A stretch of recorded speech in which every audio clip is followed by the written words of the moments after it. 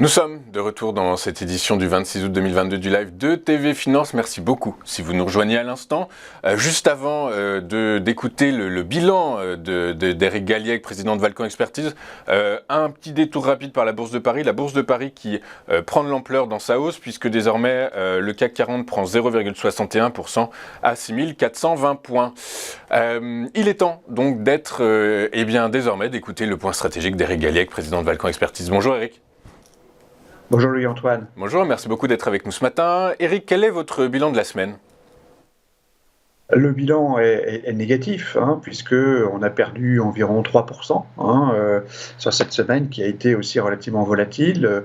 On a perdu donc en début de semaine d'une façon assez significative. On a en fait reflué sur la moyenne mobile 1 an, que ce soit sur les indices européens ou les indices américains. On s'est stabilisé, on tente un rebond actuellement, effectivement, avec la belle hausse des marchés américains hier soir, avec donc une hausse de 0,6 ce matin, mais globalement sur des chiffres arrêtés hier soir, on est plutôt dans une baisse des indices américains et européens, ainsi d'ailleurs que de la parité euro-dollar qui est passée en dessous donc de 1 au cours donc de cette semaine. C'est bien sûr un phénomène important qui explique en partie donc la baisse des indices. Ok, merci Eric. On va commencer votre tour de l'actualité par les États-Unis et cette bonne nouvelle pour les étudiants américains puisque Joe Biden a confirmé l'annulation partielle de la dette estudiantine. Alors effectivement, c'est une mesure électorale, bien sûr. C'était aussi un engagement qu'avait pris le président Biden, donc cette annulation d'une partie de la dette. Donc ça représente $10 000 par ménage américain gagnant moins de $250 000 à deux, c'est-à-dire 125 000 par personne. C'est une mesure qui représente 300 milliards de dollars, c'est-à-dire 1,5% du PIB américain à peu près.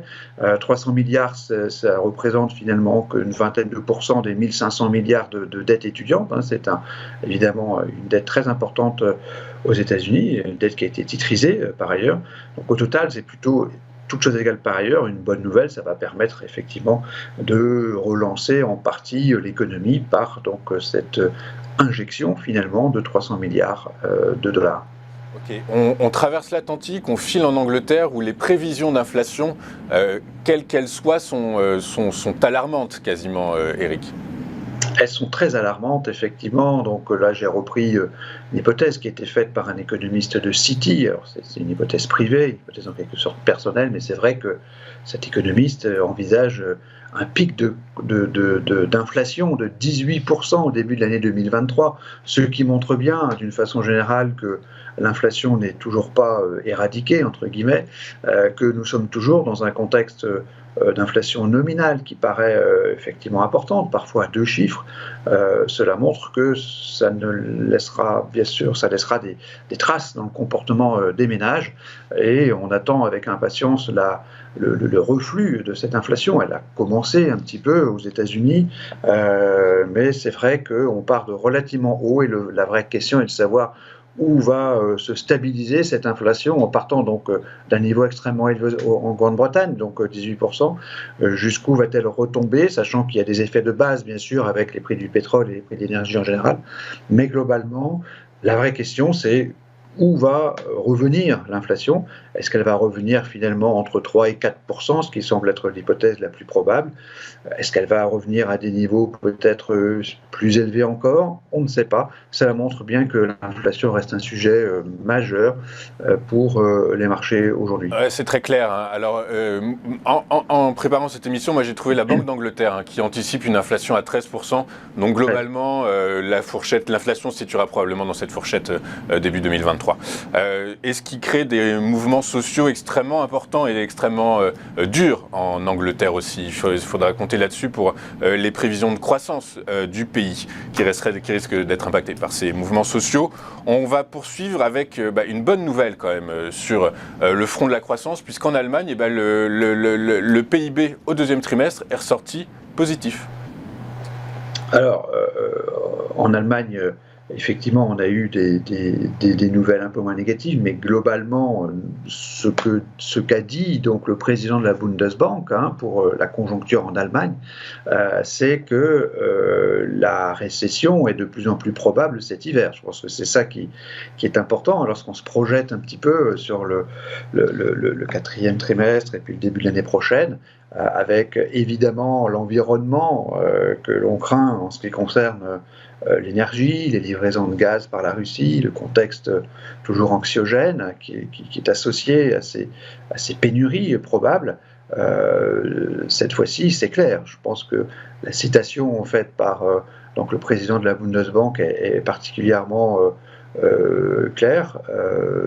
La baisse de l'activité économique au cours des mois d'hiver est devenue de plus en plus probable. Voilà. Donc c'est bien sûr un élément plutôt négatif. On peut toujours effectivement se raccrocher à des éléments de court terme. En tout cas, les indicateurs avancés, notamment le PMI composite, est clairement négatif, en dessous de 50, et nous indique une conjoncture vraiment compliquée outre-Rhin.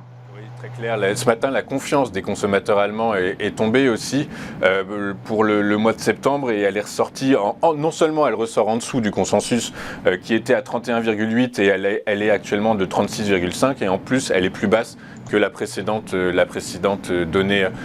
Donc la tendance est effectivement à la baisse du côté des consommateurs allemands. On va finir votre tour de l'actualité par ce conflit qui s'enlise, ce conflit qui dure, c'est le conflit ukrainien. Ça fait 6 mois, alors on a commémoré, parce que célébrer ni fêter c'est pas le bon terme, on a commémoré les 6 mois de ce conflit le 24 août dernier. Oui, c'est exact. Ça fait déjà 6 mois que malheureusement des centaines de personnes, des centaines de soldats périssent chaque jour à quelques centaines de kilomètres, enfin à 2000 kilomètres d'ici.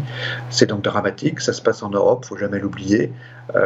Ceci nous rappelle combien le contexte des marchés demeure extrêmement difficile. C'est mon point de vue, c'est notre point de vue. C'est pour ça que c'est un élément en termes de politique qui est négatif.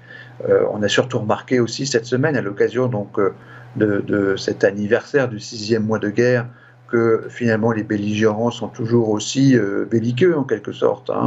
Les Occidentaux menacent la Russie en cas de détournement de l'électricité de la centrale nucléaire, qui est actuellement l'enjeu de tir actuellement. Donc c'est quelque chose d'extrêmement difficile. L'Ukraine considère que la guerre ne finira que lorsqu'elle l'aura gagnée. Bref, on est toujours dans des discours de va-t-en-guerre qui sont toujours inquiétants et qui nous confirment que la guerre va encore durer des mois et des mois. C'est bien sûr un élément négatif. On a cru à un moment donné qu'il pourrait y avoir des pourparlers, des négociations. En fait, évidemment, rien de tout cela ne semble se mettre en place. On est dans un conflit long. Un conflit lent, un conflit larvé. Autre signe inquiétant, c'est Washington qui a voté, le Congrès américain qui a voté une aide de 3 milliards de dollars à destination de Kiev. C'est la plus grosse enveloppe depuis le début du conflit. Donc les États-Unis parient également sur une poursuite du conflit. Écoutez, avec toutes ces nouvelles, Eric, quelle est votre synthèse de la semaine ? La synthèse est malheureusement négative. On a un petit côté positif, je dirais, par le coup de pouce, en quelque sorte, à la conjoncture qui est donné par M. Biden via donc, cette annulation de la dette étudiante. Bon, c'est quand même une décision extrêmement politique. Et puis 3 points négatifs du côté monétaire, économique et politique. La politique, on l'a vu, avec la prolongation de cette guerre.